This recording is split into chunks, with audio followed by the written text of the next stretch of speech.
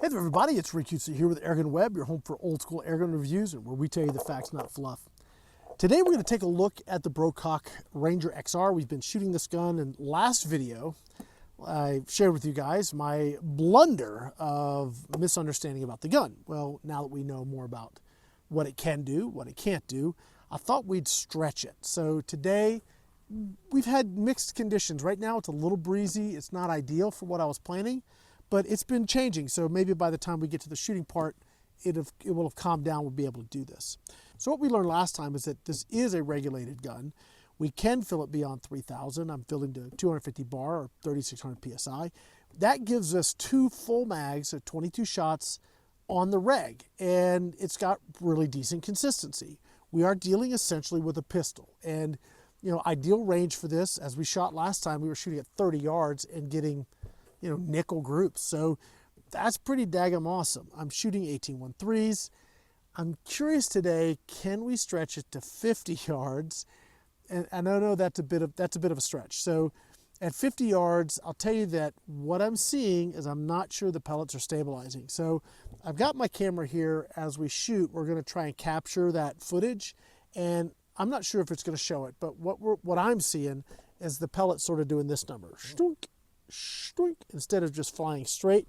It's got a bit of a curve. Now, whether that I'm just seeing that at the end, because obviously at 30 yards they were like beautiful. Do they start sort of coming apart towards as you get towards 50 yards? I don't know. Maybe those first shots I was taking today were just, not going to be indicative of what we get now. I don't know. Let's find out. We're going to be filming through the camera or through the scope, and hopefully that gives us footage that shows us what we need to know about, can we stretch this to 50 yards. Now, the other thing we certainly could do is change pellets. So I'm shooting 18-1-3s.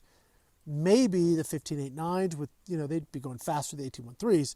They would have the velocity to carry to 50 yards, and we may save that. We'll probably save that for another day, because what I'm thinking about is that if it shoots the 15-8-9s decently, I want to try the Hades in this to see if it would be a good, like, small game gun, because it's almost 20 foot-pounds, like 18 foot-pounds, which for a rabbit, squirrel,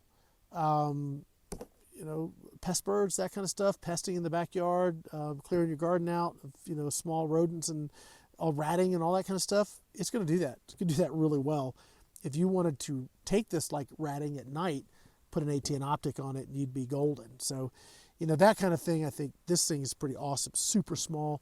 I use my little portable compressor to fill it up, and it takes no time. So I could take that in the truck, this in the truck, a tin of pellets, and go have fun and just hunt for a good bit of time. So anyway, enough talk. Let's do some shooting. I'm set up at 50 yards. It seems to have calmed down a little bit.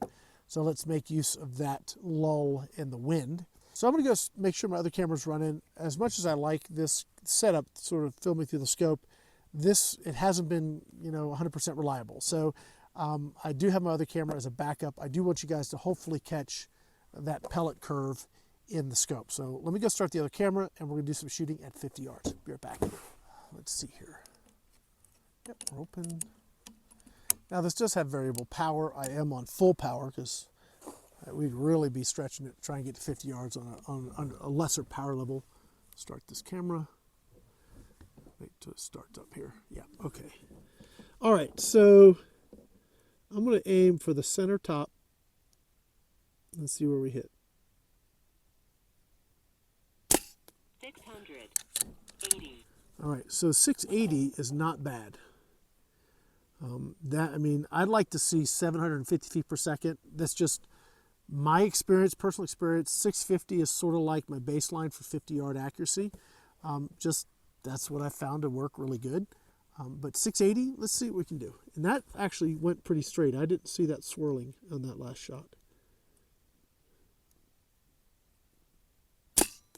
670.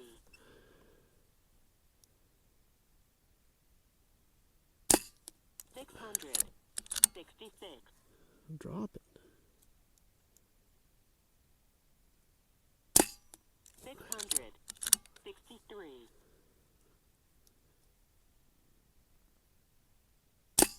677. All right, those last 3 shots are really good. 677. Okay, we got some wind picking up, and it is pushing right to left. Let's see how far it pushes us. 677. Okay, that was the first shot I started to see that little curve happening. And I'm wondering if the wind pushing us right to left isn't destabilizing the pellets. I don't know. I'm not an engineer. I'm just observing what I'm seeing here, because the first several shots were pretty straight. I didn't see that curve happening. And we've got a pretty good wind going now. As you guys can see, the banner moving. And it is pushing. It's kind of like going this way. So let me see. I'm just going to hold center. Let's see what it does to our shots. There we go. All right, it's really blowing now. 670.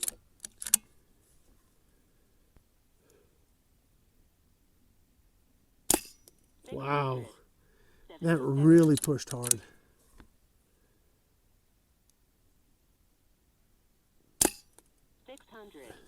663. Last shot.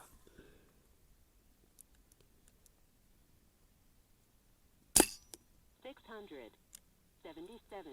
Okay, so obviously there were some shots that really got pushed. So if you have windy conditions, this is not going to be the ticket at range.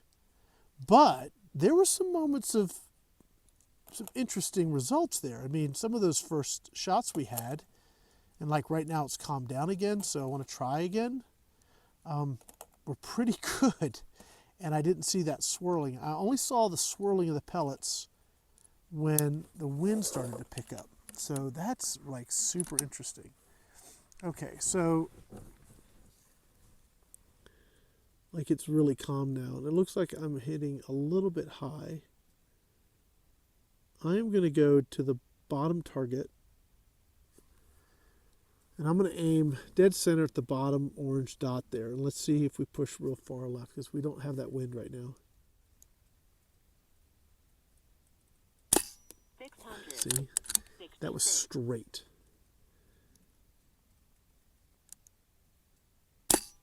661. 600. Here comes the wind. 77. 600. 63.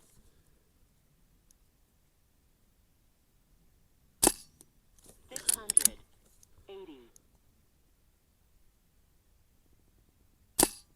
600. 77. 600. 66. 600. 75. 600. 63. 600. 63.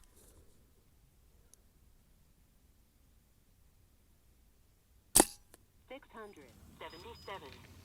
Okay, so we got through that last group, and unfortunately the camera died right at the very end. But hopefully we had the other camera going. I had audio in this camera, so we probably will just switch to, we probably just switched to full screen on one of the others and blended the audio, and you guys basically saw that last shot.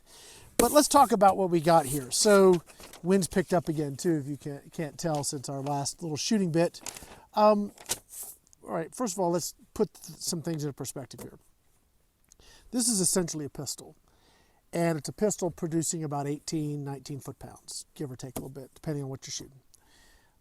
You get 2 mags, regulated, incredibly awesome build quality. You add this stock, and now you have a microcarbine. You add the little moderator at the front. It's super quiet, fun to shoot. I mean, really fun to shoot. And in the wind at 50 yards, yeah, you can expect some problems, right? So this is our group at 50 yards where we had a good bit of wind going. But in the calm, minus one that got away from me here, right? But we put all of our shots in the orange, and that ain't bad. I mean, when you're talking about 50 yards out of essentially a pistol, and I realize that, you know, you add the stock, and it's essentially a carbine now. But it's still a short little barrel. not a lot of power, pushing 18 grain pellets, and able to do that. I think that's really impressive. This gun is very, very quickly becoming something I'm hoping that I'm going to be able to hang on to for a while. You know, this thing is just awesome. You put it in a backpack, you just fold it up, put it in your backpack, throw it in the truck. It's always there. You always have something that can go and have some fun. If the urge hits you to go do a little small game hunting, and I'm driving around the ranch and I say, you know what, I'm going to take a little time and just go jackrabbit hunting or something, or go shoot some collared doves or whatever. It's right there. I don't need all this gear and stuff. It's just this little rig, maybe my little battery compressor, and I could go have a lot of fun. So for me, I think that's pretty cool. Be curious to know what you guys think about this. It is expensive, which I get that's going to be a sticking point for a lot of folks. But if you're into the sport, you're into the hobby, it's become something that's in your blood. I think if you actually sat down and shot one of these, you'd come away with the same impression. Yep, no big deal on the phone there. But if you actually sat down and shot one of these, you'd come away with the same impression that I did. It's a darn nice little air gun. Guys, that's going to be it. I want to say thank you to Airguns of Arizona. We got Hawke on here, JSB Pellets, everybody that sponsors AirgunWeb, what we're doing. We're going to be doing like a full-on grip review of this, where we'll look at power levels, accuracy at different ranges, different pellets. We're going to get into all of those things as we progress with it. But that full-on grip review is going to be over on the GTA, which is gateway-to-airguns.org, and also our GTA YouTube channel. So if you want to know what the YouTube channel is, links will be in the video description. If you want to know where to get any of the gear that we're showing you here, I'll also have those links in the video description as well. So if you have any questions, throw them in the comments. We'll do our best to get to you and to get those answers for you. We also have a live show. If you want to join us live and talk about these things, we do that every Tuesday night. So we have a lot going on here at AirgunWeb and Gateway to Airguns. And we also have Airgun Expo coming. We have a lot of things going on, and I hope you guys will join us. That's it. So that's going to be it for now. My name's Rick Ucci here with AirgunWeb. Thanks for watching.